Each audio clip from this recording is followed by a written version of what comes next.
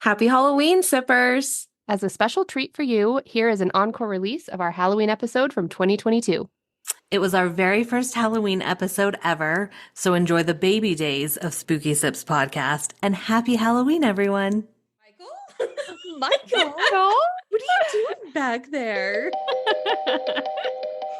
Hello, and welcome to Spooky Sips, where we put our love of horror movies into a podcast and sip some spirits along the way. I'm one of your hosts, Yvette, and I'm here with my co-hosts, Laura and Brianna. Hello. Hey. Okay, so we just went and watched the most recent of the Halloween saga, Halloween Ends, and we all got to go see it in theaters, which was a bit of a change of pace for us. It was kind of fun. Basically, I am not the first person to tell you about the Halloween saga movies, but this is supposedly going to be the last one, Halloween Ends. It takes place 4 years after her last encounter with the masked killer, Michael Myers.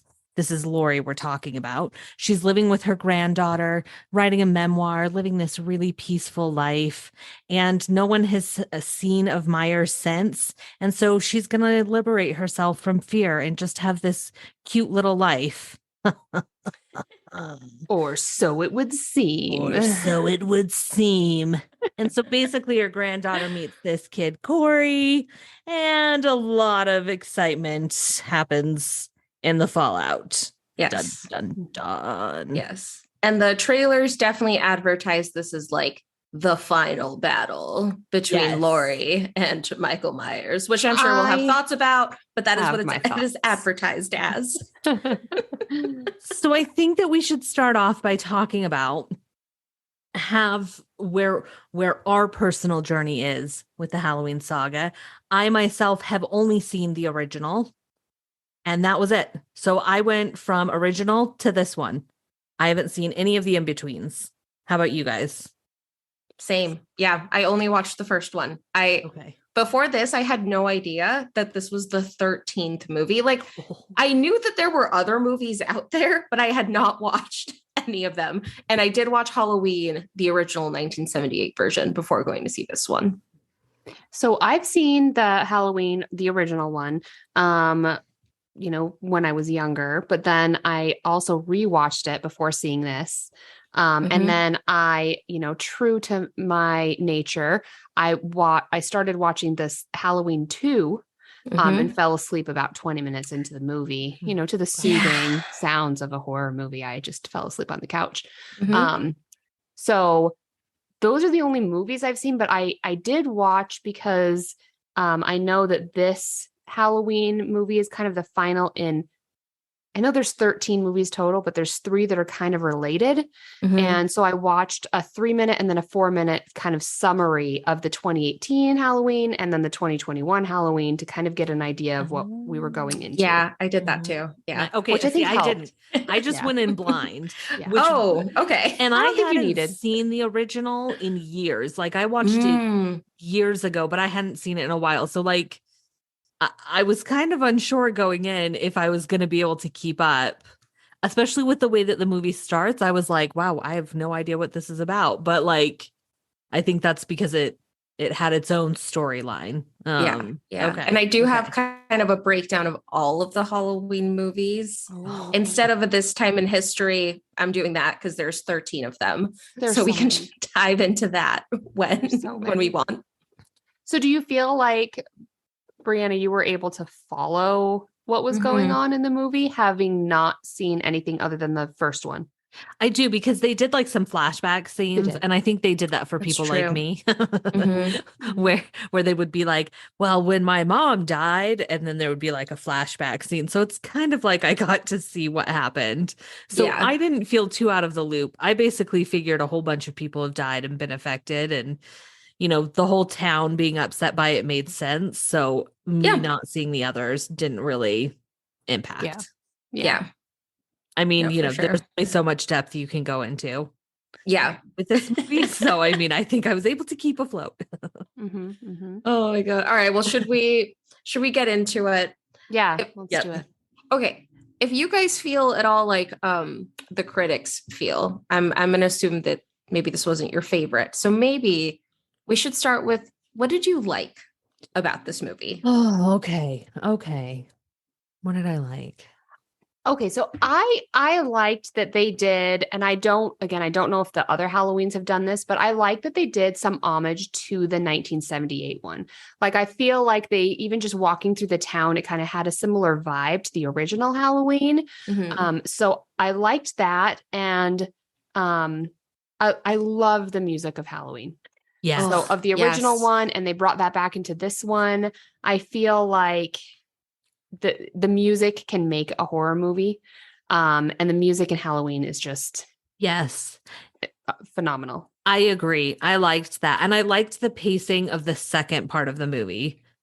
Like the first half of the movie, I was getting pretty bored. I was like, okay, what is this movie? But I liked the pacing of the second part, and I liked the gore. Like the gore was pretty respectable for the most part in this. Like, there were a few scenes that were pretty like, so I mean, I appreciated that. I liked that. No, the score was amazing. That was John Carpenter from the original Halloween movie. He's still doing it. He does an amazing job. That's like not shocking at all that was amazing. I do think for me, I absolutely loved the first 15 minutes of the movie. The cold open where we meet our male babysitter, Corey, who is taking care of Jeremy. And I'm trying to say how much I should describe it. Basically, I say go for it. We gave full warning. If you haven't watched the movie, go watch it. Pause. That is true. We will be talking. There's 100% going to be spoilers. Yep. The movie starts.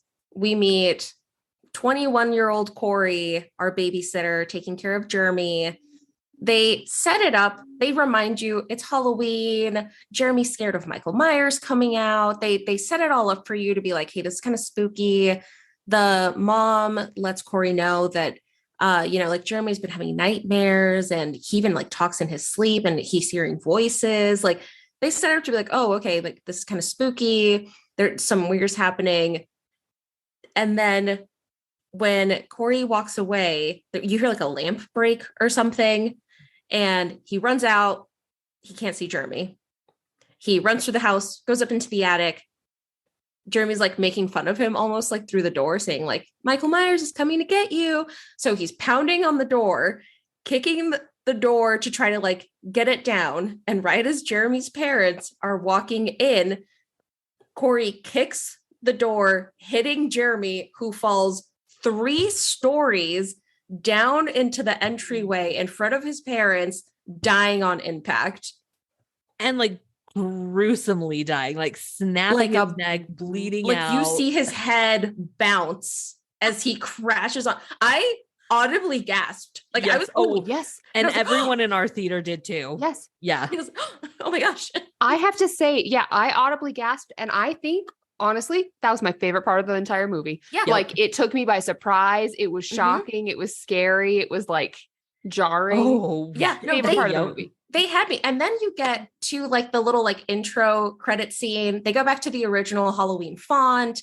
They make it blue. You get the pumpkins that are transforming into different kind of pumpkins. And then the very last one, they zoom in on it, and then it just cracks in half, like revealing the inside to make it so just like gory. It was like a cracked open skull, kind of like Jeremy. Yes. Like, exactly. So it's like, okay, yes, again, I'm still in it. And then you get Laurie kind of like telling you what's been happening in the town, like as she's writing her memoir. And then you see kind of the trauma, the anxiety, the darkness that has like fallen upon the town. You see the couple who were shot in the Jeep and a person who had been hanged. And it's like, okay, yeah, the town is not in a good place. This is depressing. This is bad. Right. And then honestly, you could just stop the movie after that, because that was the first 15 minutes of the movie were it could have been a short film. Yeah. It could have been classic. Yeah. And then it got boring for a while. And then it got a bit better for the end part of the movie. But the middle there was I honestly don't know what happened. Something missing in the middle, and it's hard to put my finger on it, but like it originality wasn't bad. Like it wasn't. Because, it's one thing if it's like poorly written or poorly acted, and it wasn't. Like it was well done, but there was just this certain quality missing. I don't know. It's like, it was, where's Michael Myers? That might have been part of it.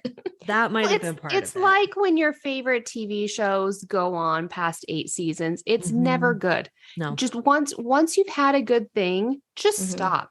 Just stop trying to just make money off of it. And I think that's what it is. It's the 13th movie. Yeah. So that's what's missing, is that it's just been done. Yeah. So I guess, let's talk about the middle, I don't know, the middle section of the movie, which in my notes, I labeled the love story / Corey is the new Michael ? Yeah. I think that was basically half the movie. It was. I mean, they were really building us up for him becoming Michael. That's why I don't think this is the final one. Yeah. And maybe we should talk about that toward the end of the podcast. Yeah. But I absolutely don't think this is done, because they are setting it up, because we did not see, I know that it seemed like he died, but we did not actually see his lifeless body being carried away. So he absolutely is coming back. Which I guess apparently for this to be the 13th movie is a pretty common this would not be the first time we saw Michael Myers die. Okay. Right. Got it. Right. Got it. Yeah. So I think the actual Michael Myers, yes, I think is probably dead at this point. But I think that the new guy is coming back. Oh yeah. But what did you guys think about this love story between Allison and Corey? It would have been so much better if Allison would have joined in. Massacres. I was kind of hoping that she was gonna be little Michelle Myers. I was kind of hoping that was gonna happen. 100%. That is where I thought it was going. Yeah. And I was disappointed. So that's where I was. Yeah. Yeah, I think for me, I wasn't sure if I was missing something, if Corey had been in a previous one, if there had been a history there that I was missing, because I kept feeling I don't know, it just seemed a bit forced, or I don't know, I didn't care about it. But then I thought, maybe that's because I missed something in a previous movie, but I apparently not. So. No, I think it was definitely forced at the beginning. Their chemistry was really weird. The way they interacted was awkward. It was weird. It felt very, very forced. And not even good weird. No, not even they're so awkward. It's kind of cute. Right. But, let's be real. It was the whole, I'm going to fix him energy that kept them together. I think there's an amazing line where they're on the rooftop of the radio station and Corey turns to her and says something along the lines of, "Are you afraid you don't have enough bandages to heal me?" Oh my. No. It's too cheesy. I died. I was laughing. Oh. It's too much. Yeah. No, it is. And I think that it didn't help that the dynamic between Jamie Lee Curtis and her granddaughter was also forced. So although this is separate than the love story, there were two main relationships that felt very cheesy and forced. And so it's bad enough that their relationship felt like that. But then, you go and have her be with her grandma and it's this weird, look at how great and, feng shui we are in our life. And I don't know, I had a hard time with it. Maybe it's like that though, because they've had so many people in their life die. Maybe they're just awkward. It's hard to have a normal relationship with someone when the girls, what's her name? Allison. When Allison's, both of her parents have died and all of her friends are dead. That was Lori's daughter. So maybe they're just not capable of having a typical relationship at this point. I think you're giving them a lot of credit, but okay. There's a psychologist in me coming out. So one character I really wanted to talk about though is Corey's mom. I had in my notes, I just put, why is she the way that she is? And what is Corey's mom? There is a lot there. That moment when she kisses him on the mouth. And I was oh no. Oh, that's it. That's what it is. And Laura, seeing your face, do you not remember the scene? Did I go to the bathroom at that point?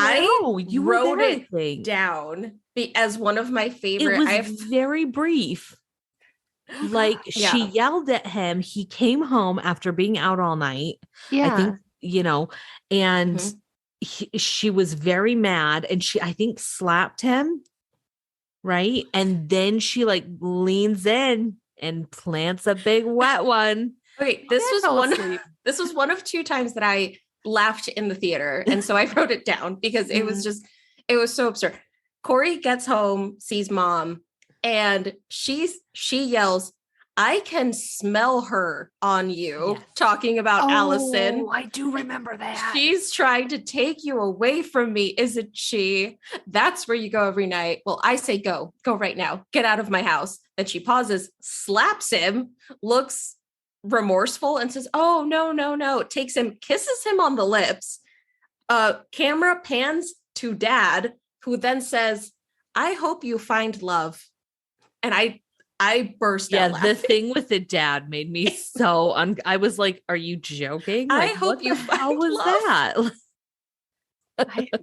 I don't know where I was for that part of the movie. I mean, I remember some of that, but maybe I've just blocked it out at this point. Oh, I mean, honestly, that would be fair. What is it called when it's with the mom? Oedipus complex. Oh yeah, I was like, "Hello, Oedipus." Like, Yes. Oh, hot damn! Like, they didn't have to make her that way. Kind of like going for like that psycho vibe, which of really like, would though, right? Bates. Like that would give a lot of understanding into the mind of Corey, I guess. Yeah. Oh yeah. No, I love. Where was she from? Like, why was she from Jersey? The way she Right. Like, who is this woman? Who is this story? Yeah. She's my favorite. At least my other favorite quote was also from her when he's texting Allison and she takes his plate away and says, "Boys who keep secrets don't get custard for dessert." Oh yeah. I remember that part. Like, okay, so he has mommy issues. So that would like lead to his killer story. I mean, that's fair. Like, I can see why they built that in. Like, oh yeah. That gives a lot of rhyme and reason, Oh man. Oh yeah. In my notes, I literally wrote, "What is Corey's mom?" What is that? What is that? Like, there's too much going on there, and they just don't explain it. And honestly, I'm kind of happy about it. Let's just let that be what it is. Yes. Mm-hmm. Okay, so I think this weird moment is a really good time to pause and tell you what we're sipping on here in tonight's episode of Spooky Sips, because we're going to need to sip some more to keep talking about this. Oh yeah, absolutely. So everyone lift your glass. And I was sipping while watching this movie because you need it. So were we. So we did sneak a little bit of wine into the theater. So we did. Nice. Mm-hmm. Yep.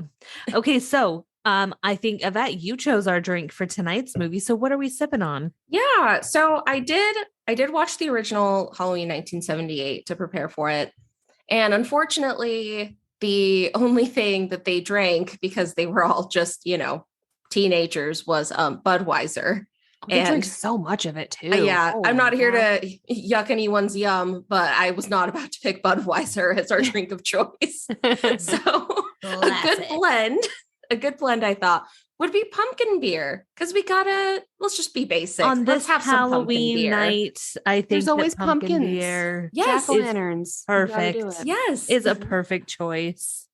Yeah. So I went and got something called the Forbidden Pumpkin. It's an IPA milkshake style beer. It is delicious. Normally I hate IPAs, but you can actually taste like vanilla and like some like nice like spices in this one. So I'm a fan. Fascinating. Fancy. Mm-hmm. I wouldn't have thought like milkshake style with an IPA, maybe with a stout, but not the IPA. Interesting.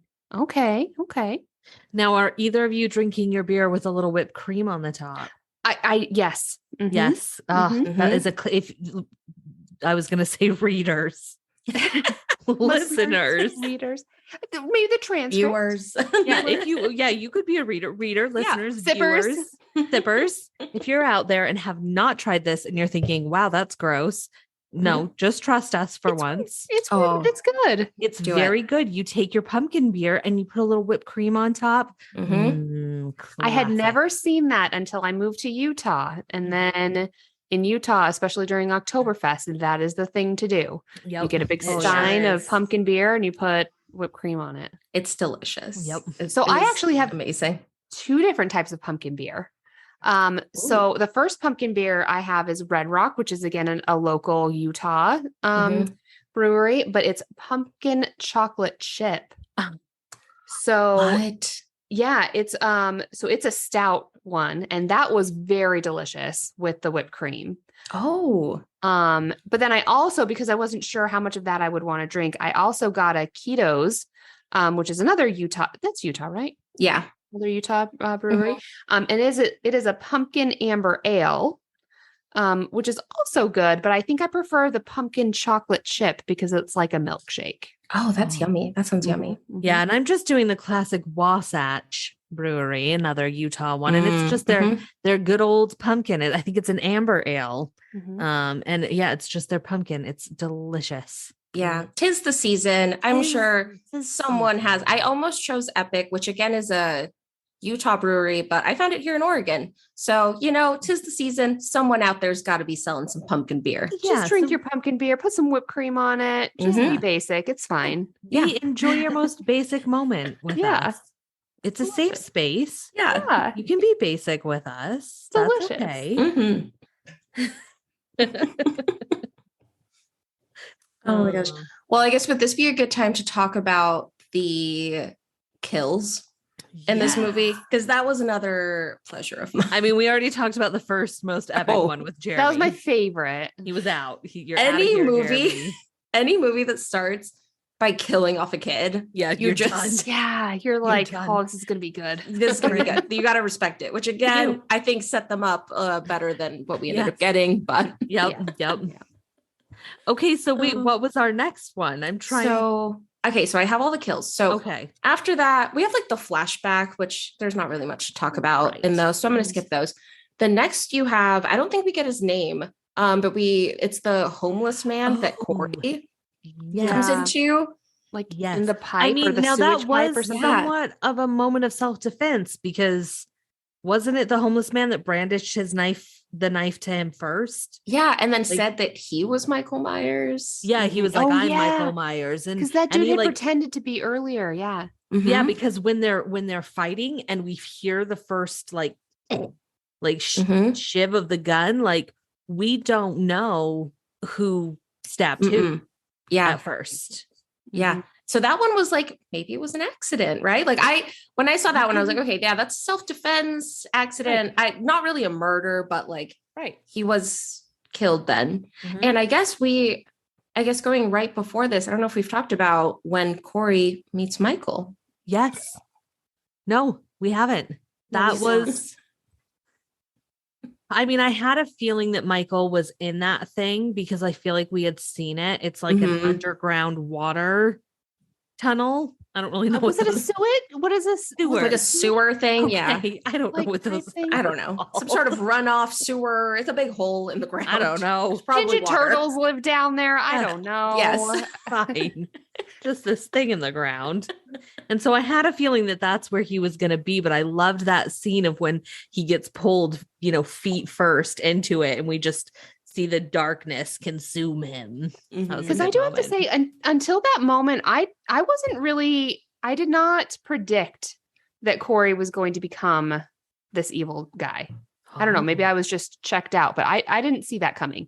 Okay. Really? Interesting. Oh, okay. Did you, Brianna? From the moment that he was yelling at Jeremy, not even the moment he kicked the door in before, like when he was yelling, I was like, oh, I think I was checked out for this movie, ladies. I'm sorry. I don't know where I was, but yep. Oh my gosh. Okay, yeah. So that was the first film, which again, it's like not really a murder, more of like self-defense, almost an accident. After that, though, we get Doug, Alice's ex-boyfriend, 40-year-old cop, which what was that relationship to me. Yeah, no, thank you. He looked 40, right? He was 40. Deserved it. No, she's supposed to be like 20 something. Yeah, he looked gross. Young. Yeah, right. Yeah, he was a jerk. So see you later, Doug. Yeah. That's what I have to say. Yeah. So for that one, Corey, like, I don't know, baits him into following him to the sewer thing. Right? Yeah. I just remember he gets on his motorcycle and he's like chasing him in a car. And then he somehow gets him to go in to the sewer. Yeah, I don't thing. remember. Because I went to the bathroom at this point and I came back and I saw that they were stabbing Doug. And I was like, oh, I figured that would have been his Right. first, so I don't know. That's the thing with watching them in theaters, I guess. So yeah, Corey leads him there somehow to like chase after him, because this is after they have some weird encounter at the diner where they like almost fight. So it's kind of like, oh, they're about to get into it, but he lures him there into the sewer, and Corey asks for Michael's help almost, saying like, show me how, like, teach me how to do this. Like a mentor. Yeah, like he's the apprentice. Like an apprentice. Yeah, so they kind of kill him together, really. Boys. And you see Michael, the way I interpreted it, at least, is like, I felt like Michael seemed stronger. Like he kind of like stood up a little straighter, seemed to have kind of like gotten his mojo back. He's found a new purpose in life. Yeah. For sure. Yeah. Mm-hmm. So that's the next one we get. After that, we get what I thought was also kind of a funny scene. Allison's coworkers, Dr. Mathis and Deb. I love Deb. I love Deb. What a hussy. So much. What a woman. Your house looks so rich. You're so rich. So rich. Yeah. Oh, I mean, I did kind of enjoy that one. I love that moment when when Allison finally snaps at her and she's like, do you just ever shut up? And instead of getting upset, she's like, oh my God, I know, right? Like, she's amazing. Yep. Yeah, that was a good, okay, see, that was where I was like, okay, finally, like that was the moment that I was excited again to be watching this movie. Like, I feel like I was starting to zone out. Like I got up, I went to the bathroom. I was trying to like get myself back together. Like, and I feel like this scene finally did it. Like when they turn the lights on and Corey is wearing the scarecrow mask and just stabbing the guts out of this guy. I was like, oh, here we go. Yeah, it was pretty gruesome. Yeah. Loved it. But beautiful house those murders happened in, right? So rich. I know. So rich. I loved that when Deb was looking for Dr. Mathis, she calls him that. She's like, Doctor? Yes. Dr. Mathis? Dr. Mathis, are you out here? Dr. Mathis? I should have become a doctor. I should have become a doctor. Dr. Mathis. Okay. Oh, and go ahead. I loved her kill. Like, loved that moment of her just being stuck to the painting. Like, classic. That was that I was like, okay, that's why we're watching this movie. Here we go. And that's for sure a nod to the original, right? Because that happened in the original where I forget who Michael Myers stabs. Yeah. It was a boyfriend. Was it one of the guys? It was one of the guys. I think it was. Yeah. But like just stabs him so hard. Now, first of all, I think just the physics of that, I'm not sure actually would work. Don't think about it. I mean, Deb was pretty tiny, so for her, maybe, but it even was then, small knife. Like, would that really hold up a person? By the time you get through the entire body, he has superhuman strength. He got an extra in there. Be left, But I still appreciated the sentiment of it. Yes. Yeah. Okay. For this one, I think this was another moment where I laughed in the theater, because this was so Michael Myers kills Deb. So you see Corey and Michael Myers doing this whole like murder. And then it cuts to Corey driving his motorcycle and like a hand touching his face. Did anyone else think it was going to be Michael Myers in the back seat? And he puts his finger in his mouth. And I 100% thought that it was Michael Myers that was riding on the back of his motorcycle. This movie's taking a turn. I was like, it's so romantic. Okay, I'm happy you expected it too, because I was like, Michael?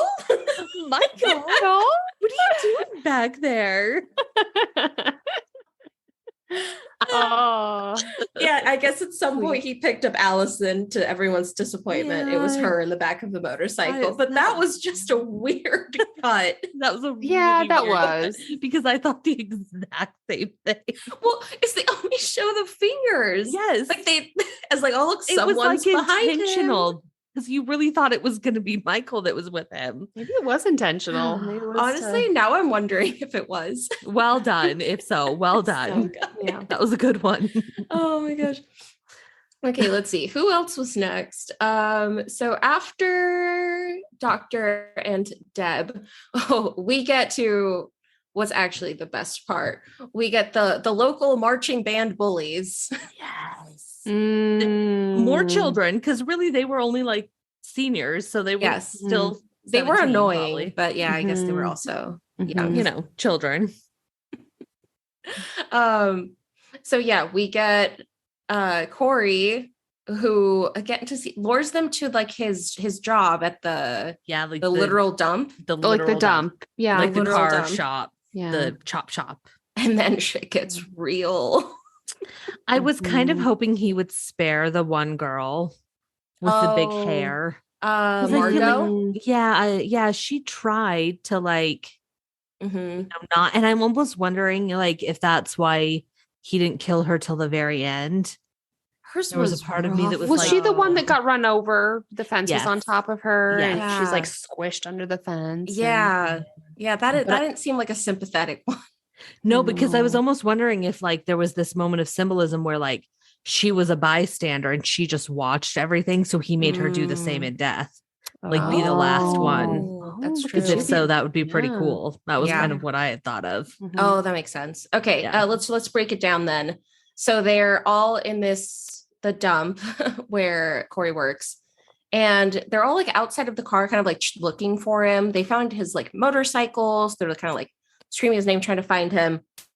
And then Terry, one of the guys, calls over to Billy Yep. to like move the car because I guess they want to like tow his motorcycle, like take it Yeah. somewhere. Yeah. Mhm. But Billy doesn't respond. Billy, what are you doing? Of course, his name is Billy. Yeah. Of course. That's because Billy's dead. Yes. Billy is dead. He's been stabbed in the eye. Stake right through the eye. Gruesome.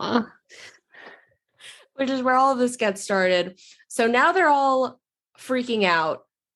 Corey runs over the fence that Stacy, I think is what Stacy and Margot have jumped over, crashes the truck in, has Margot under the fence, still alive under the truck, Yeah, but squished real good. but squished. Yeah. Terry's there talking to her friend, which like I like props, I guess, for trying to stick by your friend, but like maybe run. No, be out of your there. your friend is dead either way. Just get out of there. I'd be just out of go. there like nobody's Maybe No, I'm not run. stopping for anyone. No, I mean, I would stop out. for you two. I'm sorry. I'm Okay. sorry. I'm sorry. I would stop real quick and be like, Loved you. "Yay, sorry, bye. Love I'll remember you.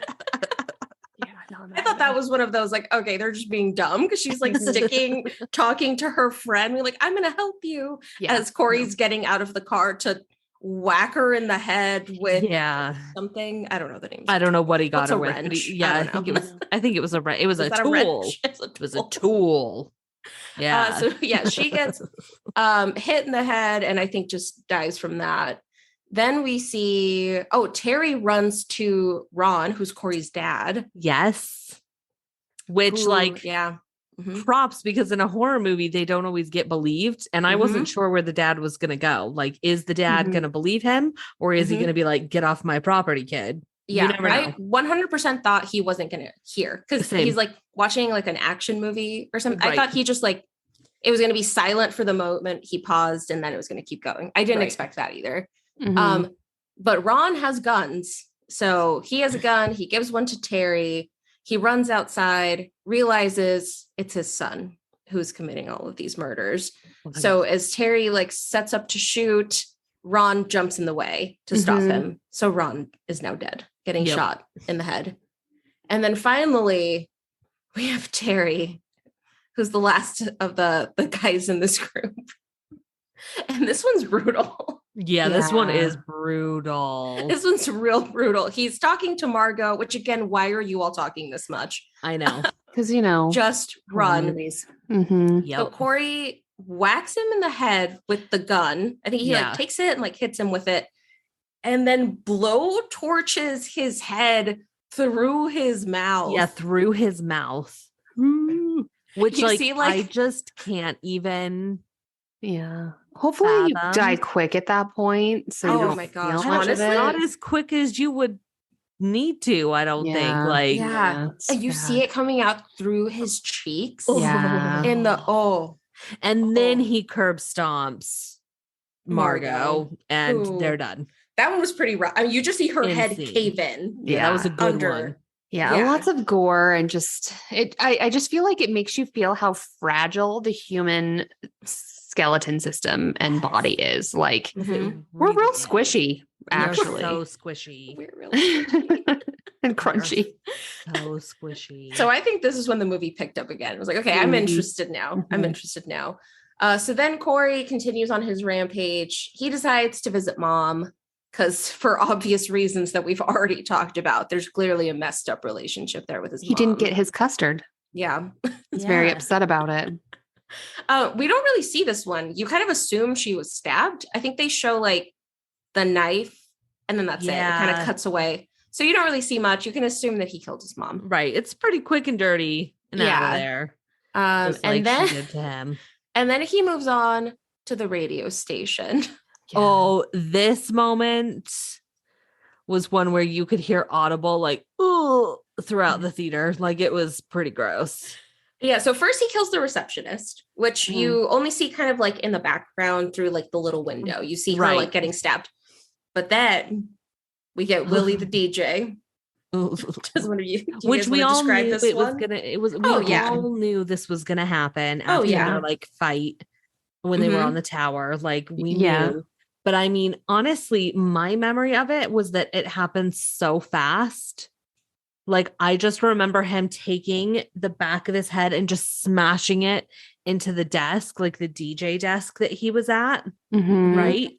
Yeah. And his jaw like falls, like breaks and falls off of his face. And the receptionist had been making these little ghosts with scissors, like a little chain of ghosts. Oh yeah. So Corey is holding a pair of scissors. And so after bashing the DJ's head in, he holds Mhm. his head back and his jaw is just slack and hanging there and just takes his tongue and just cuts it right off. And, And like then- throws it to the side and it perfectly falls on the turntable. On the record of player. the song. That Did I was just the call most- it a turntable? Yeah. I'm Yeah. 94 years old. And that to me, that was Sorry, the other listeners. If you're under the age of 100, I meant record player. And then the disc jockey was on the sound box or what were they I don't know. Anyways, sorry. Yes. Uh, Throws it onto the turntable. oh, it was so gross. It And was it so just- gross. The little thing just keeps grabbing it and just beep. The little needle would just like Yes. keep popping up when it gets to it. Just reminds you of just like a piece of meat or Yes. something. Like Mhm. I mean, because it is. I couldn't not just constantly feel My own tongue felt huge. Oh yeah. after Oh, watching yeah. that. Like Mhm. so bad. Agreed. So gross. So So gross.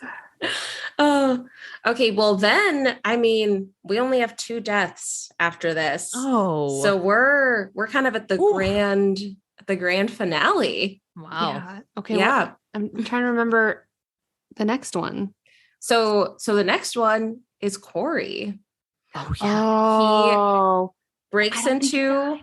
Lori's house, and you get this setup of Lori preparing to like complete suicide. Yep. Calls into the police saying like, I'd like to report a suicide. Here's the address. So the police would come on their way.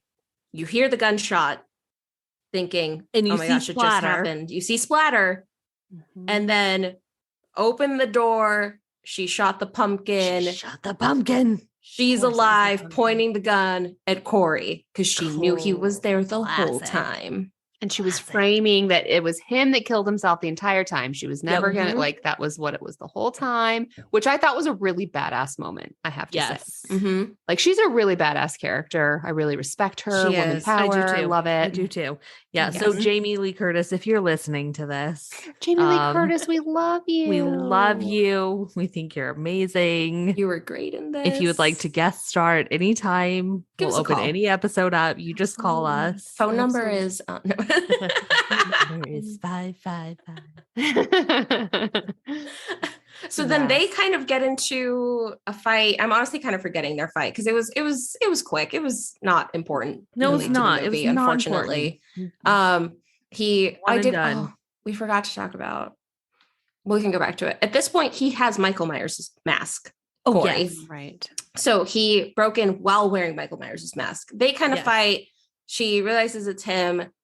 And then he says something along the lines of like, oh, if I can't have Allison, no one can, and then stabs himself. Because she shot him once. Yes. Right? Like he had a Mhm. gunshot. Yeah. Mhm. So he was already hurt, but then Yeah. he stabs himself, and then you get the nice movie timing where, for whatever reason, Laurie decides to take the knife out right That as drives me Allison is nuts. walking in.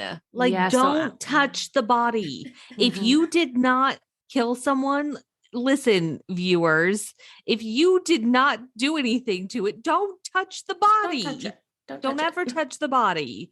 Also, I'm no medical expert, but like, I think leaving it out would make everything worse. So, just leave it in. Yes, just don't, just walk away. Just walk away. don't touch anything. Knock it off. So Allison is like, oh my God, you killed my goth boyfriend. I'm leaving for whatever reason, because that makes sense. Right. Gonna drive away now. But then, as everything's calming down, Finally, in you the hear finish line. footsteps. Someone else is in the house, and it's Michael Myers, who's here to pick up his mask and do what this movie said it was going to do and give us the final End it. send off. Yes.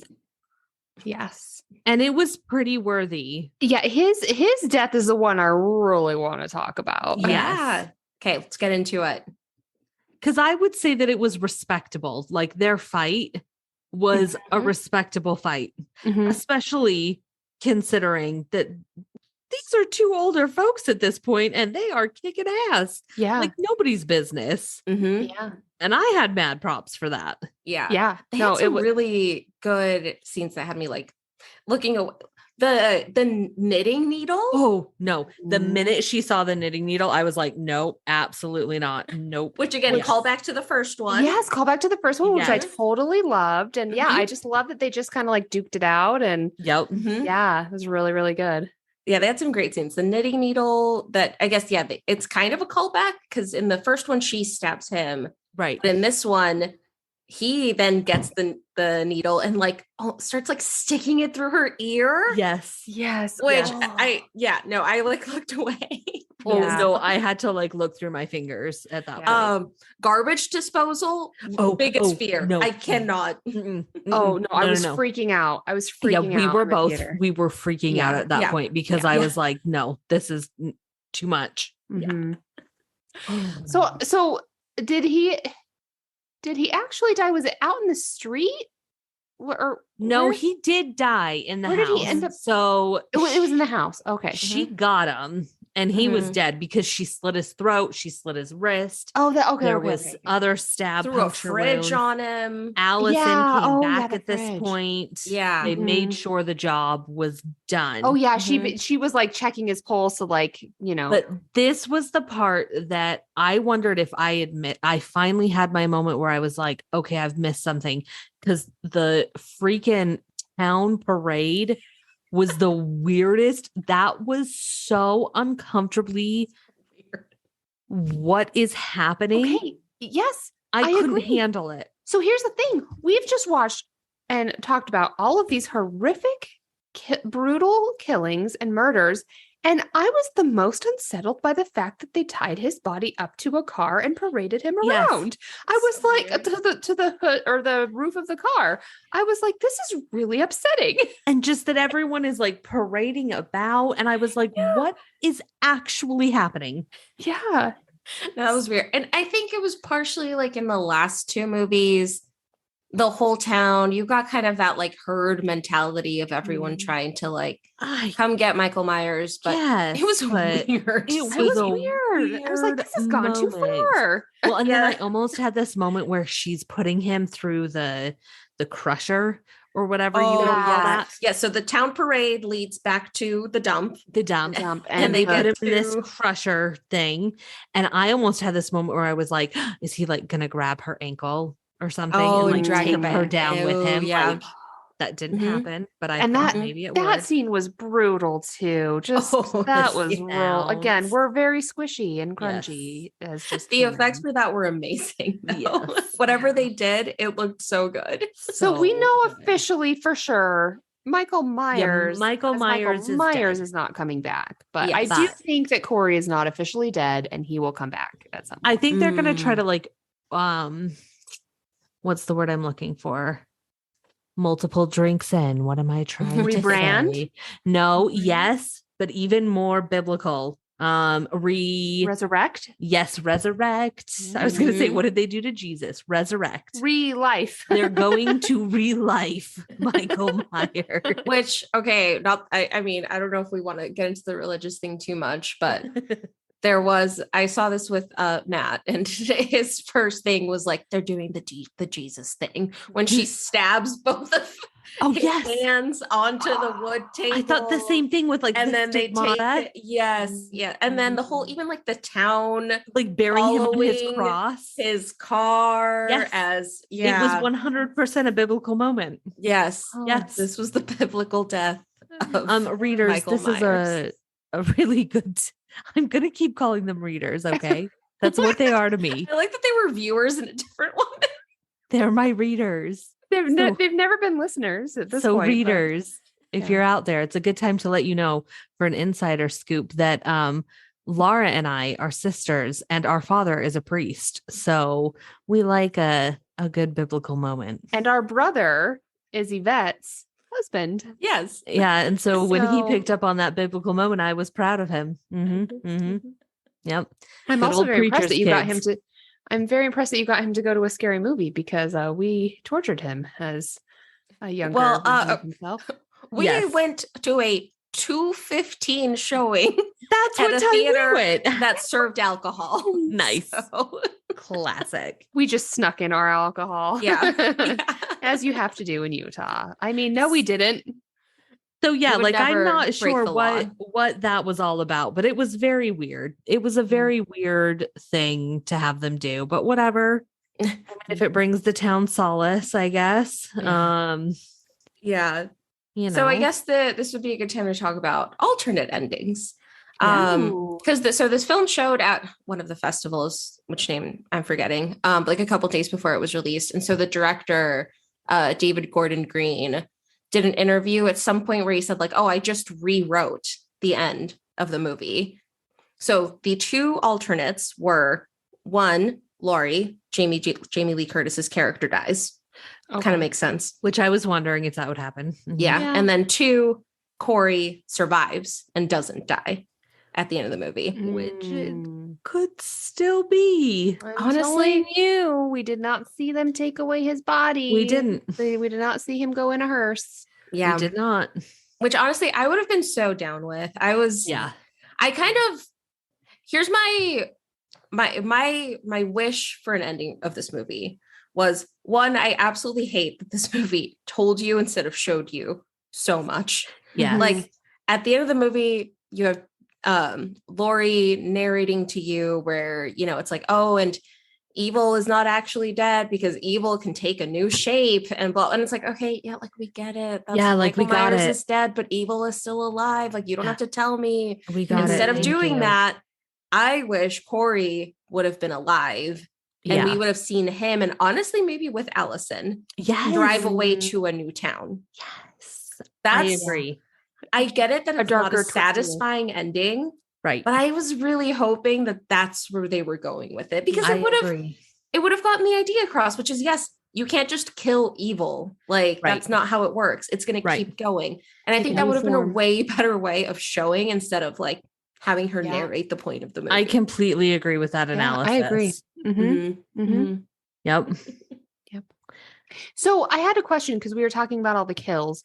Do we know how many people have been killed by Michael Myers in all of the movies? Is that a number we possibly know? But I'm sure that we could figure it out. Yeah.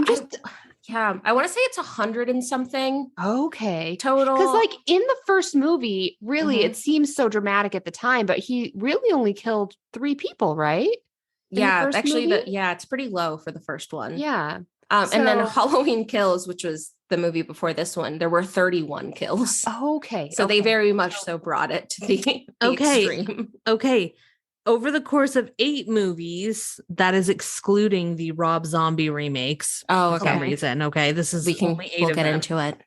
Michael has killed 92 people. 92. Nice. Okay. Yeah. So a third of them were killed in the last movie. Well, you gotta ramp things up to keep the audience interested, I guess. Well, and technically in this movie, Michael Myers didn't really kill that many people. He really didn't. It's mostly Corey. Yeah, he killed Deb. Yeah. And helped with Doug. But that's about it. Yeah. Yeah, and that's kind of it. So yeah, this one's mostly Corey. Yeah. Okay, so speaking of analysis, should we get into our psychoanalysis? Yes. Which I feel like is what we should now call the feature. Get it? Because psycho analysis. Okay, I'm gonna all right, take it away. So we can do that. So here's the thing. I have to admit, I had a bit of a hard time with this because I have not seen all of the movies. I feel like in order to truly pseudo-diagnose the people in the movies, I feel like I want to know more, but I will give it my best go.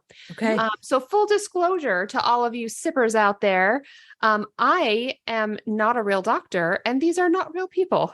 However, I am a school psychologist and I've taken some courses on psychopathology. So I'm going to just pretend to diagnose these people.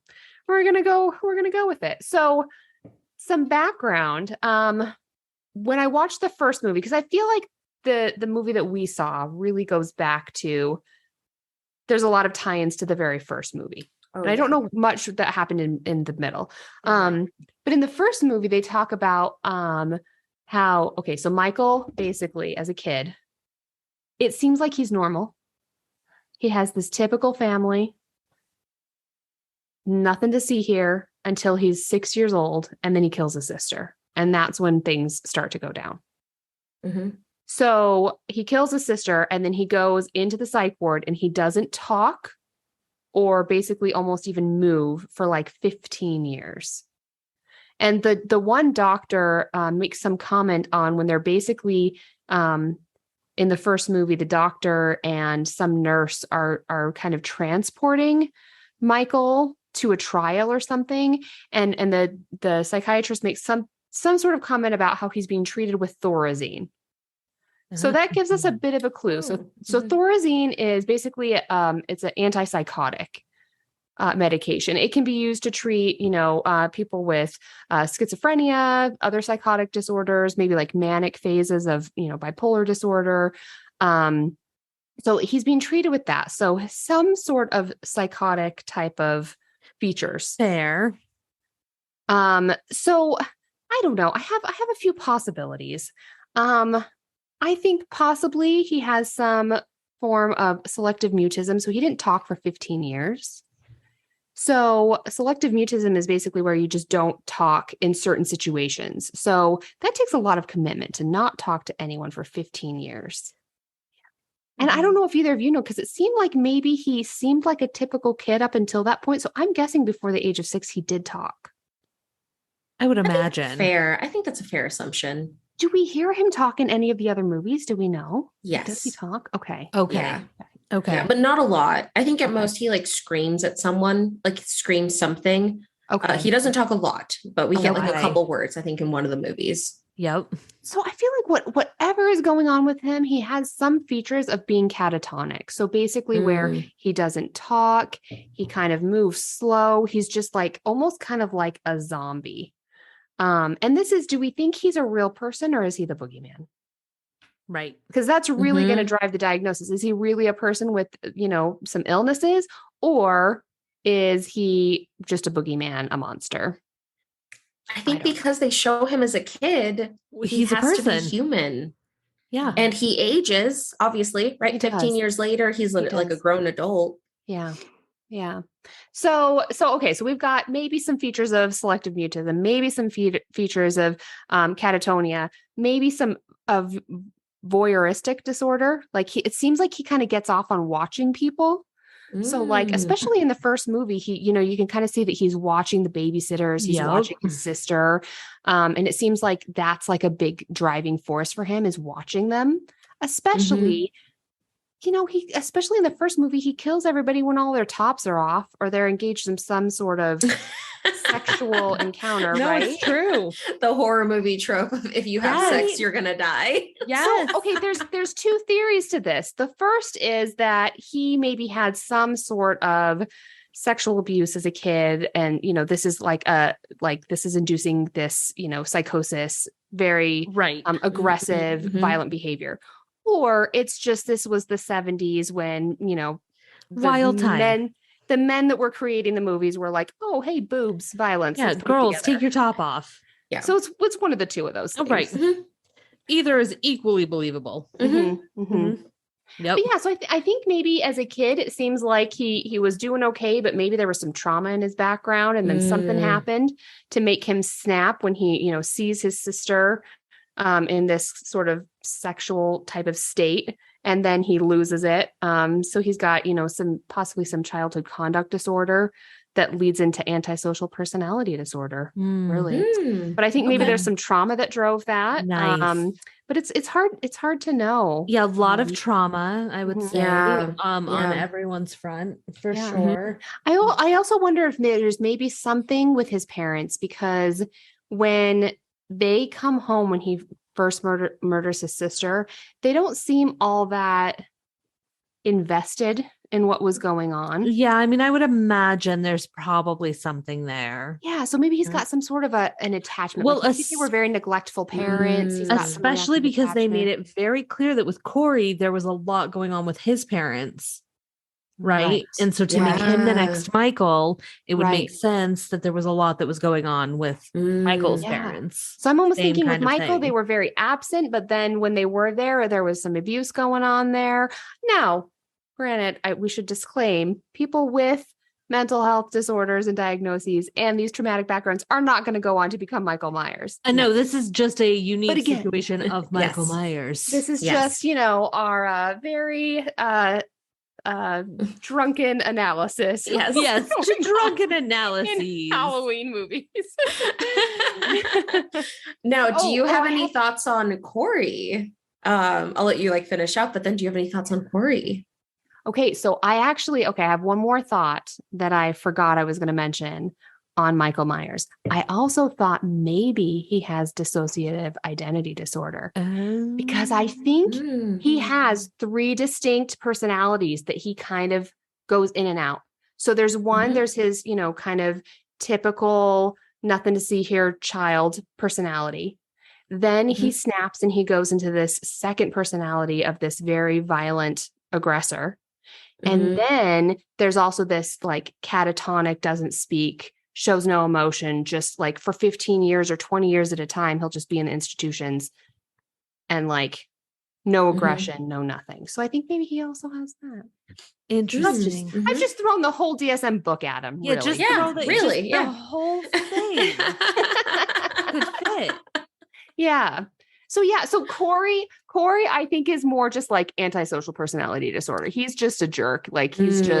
He's kind of wanting to be a copycat, and he's got some mommy trauma. issues. He's got some trauma. He's got some trauma in there for sure. But definitely got some callous traits going on there for sure. Yeah. Yep. That makes sense. And then my last diagnosis of all the movies is everyone in the town, and especially Lori, they have all got some major PTSD, and rightfully so. Major. Yeah. Rightfully so. Yeah. Every one of them should be in therapy. Every one of us should be in therapy. Everyone should be in therapy. Yes. That's what I have to say. And that's the PSA. Yes, the PSA of today's movie is everybody go to therapy. If you take nothing else from this podcast, go to therapy. Go to therapy. Go to therapy. Yeah. Therapy all around. Oh my gosh. Well, I feel I had like 2 more random notes for the movie. I'm wondering if you guys have any more, like just like random thoughts that you want to talk about. My first one is, and I wrote down, what year is it? They said it was 2022. It's supposed to be present day. I know that they said that. I'm not literally asking, why are they listening to a radio station? And why does everyone hang out in a diner? And why does everyone drive old cars? Yes. Yeah. I thought the exact same thing because I know that it's a small town. So that could maybe excuse the diner. Yeah. Yeah. Maybe. But everyone would have been listening to Spotify. Well, and yes, those cars, are you kidding? Like, I drive an old car and that's a 2010 Hyundai. Yeah. And okay, an 80s car is unreasonable. My biggest complaint with the radio show, which like, again, you could argue, oh, it's a small town, like blah, blah, blah. In Halloween 2018, which is supposed to be the first one of this trilogy, so it is canon, it's a bunch of podcasters who go talk to Michael Myers to try to investigate it. So we know podcasts exist in the modern day, and they would be listening to a podcast. Yes. Why does this radio show exist? I don't know. Just for the sake of him to die. Ladies, I listen to the radio. NPR doesn't count. No, I do in my car. That's because you drive an old car.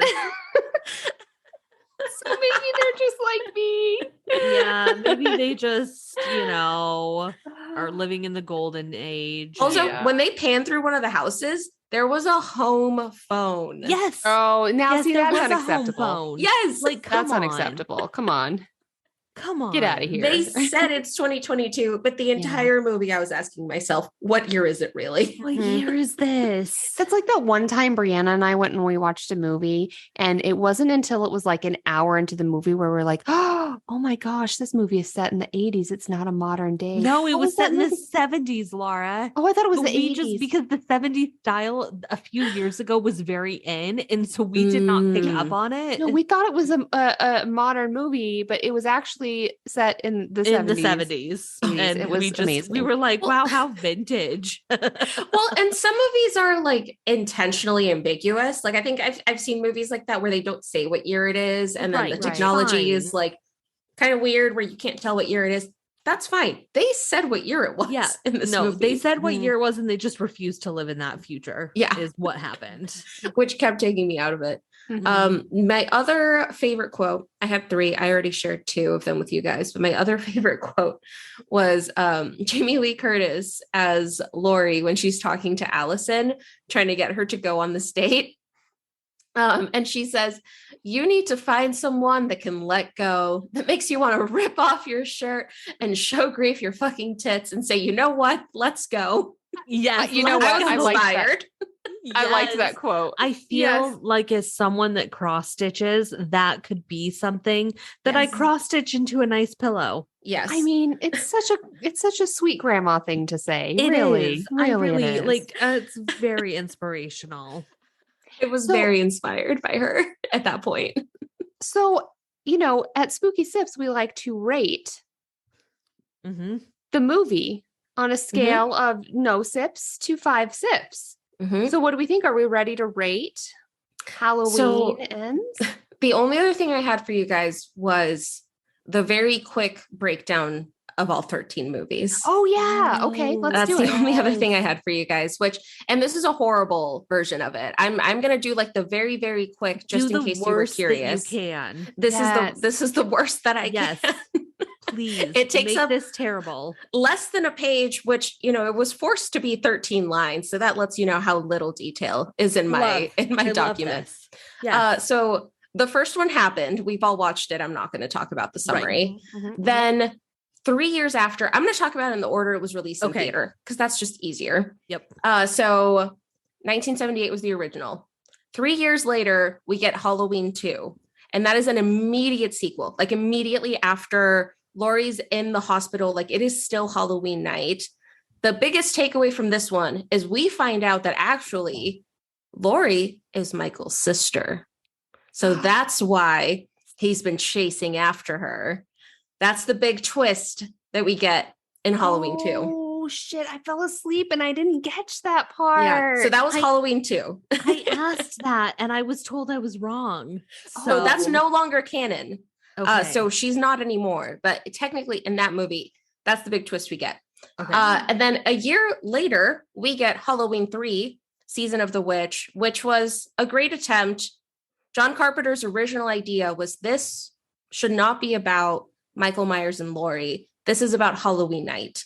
Michael Myers, Laurie, none of that is in Halloween 3. Halloween 3 is completely different, completely different town. It's about a bunch of like haunted masks that a bunch of children buy, completely different. Okay. They never do that again. Halloween 4 is aptly named The Return of Michael Myers because they said, hey, Halloween 3 bombed. Let's bring back Michael Myers. Give the people what they want. Yep. So then we get Halloween 4, 5, and 6. Paul Rudd is in that one for whatever reason. Nice. He's Tommy, the kid that Laurie was babysitting, who's now all grown up.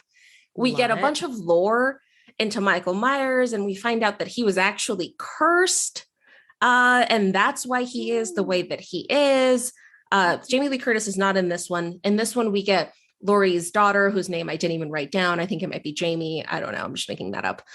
So that follows that one. It gets super confusing.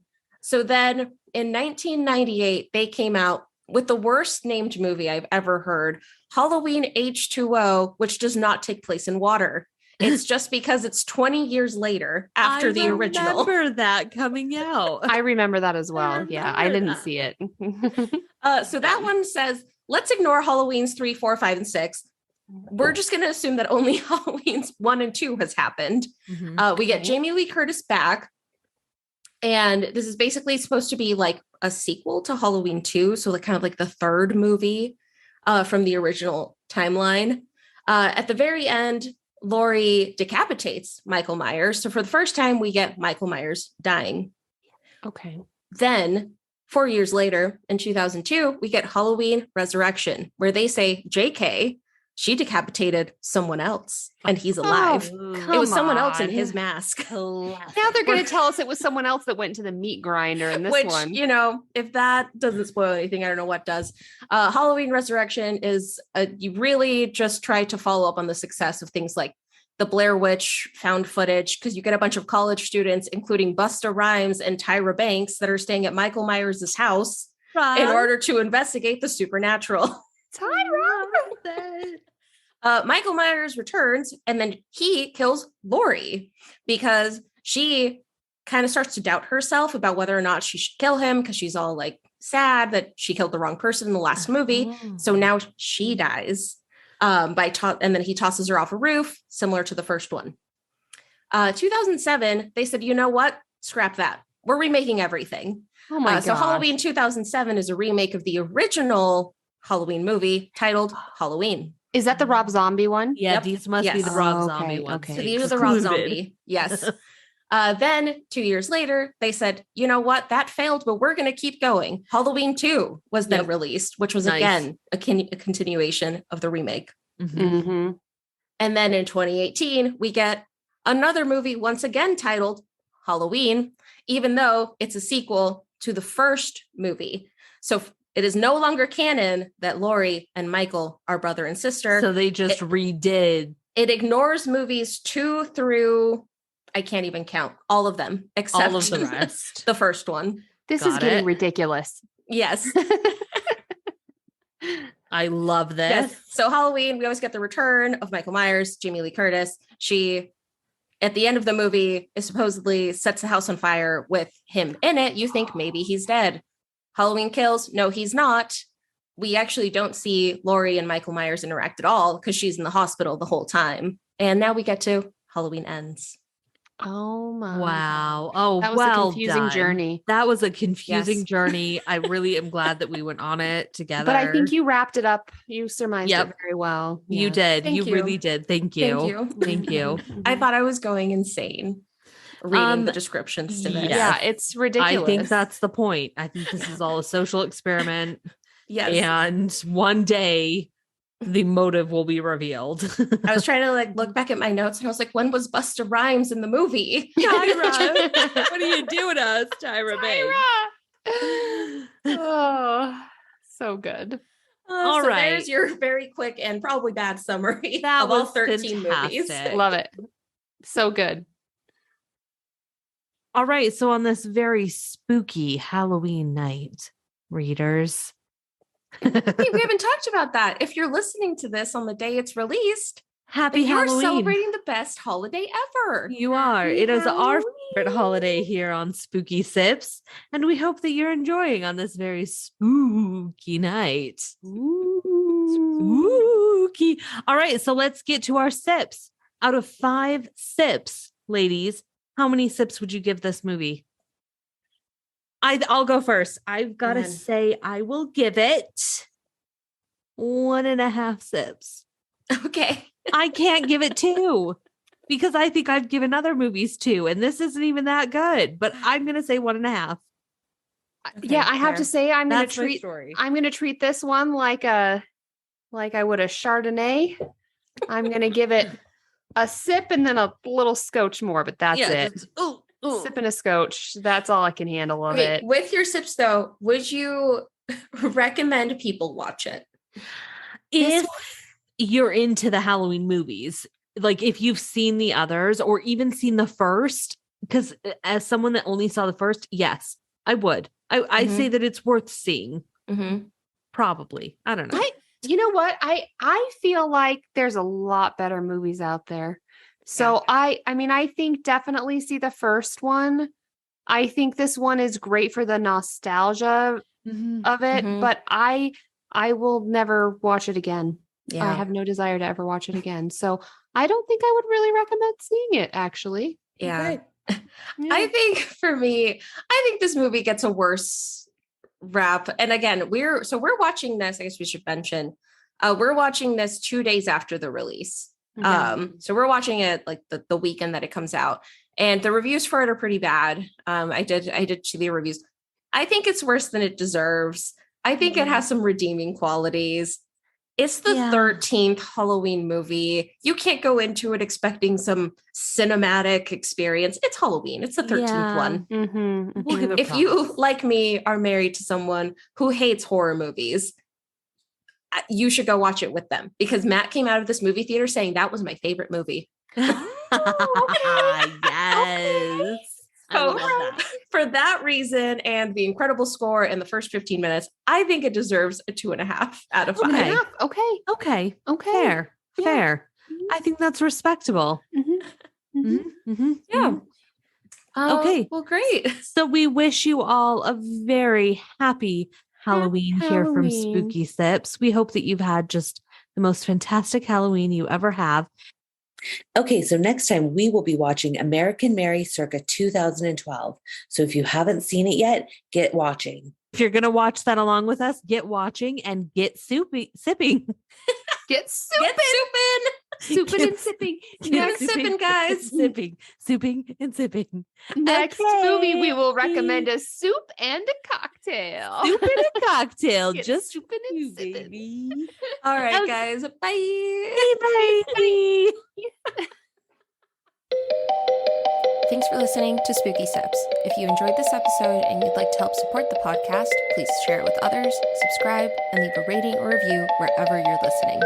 To stay up to date on all the spooky things we're up to, don't forget to follow us on Facebook and Instagram at SpookySips_podcast. Thanks again for listening. See you in 2 weeks for a new episode.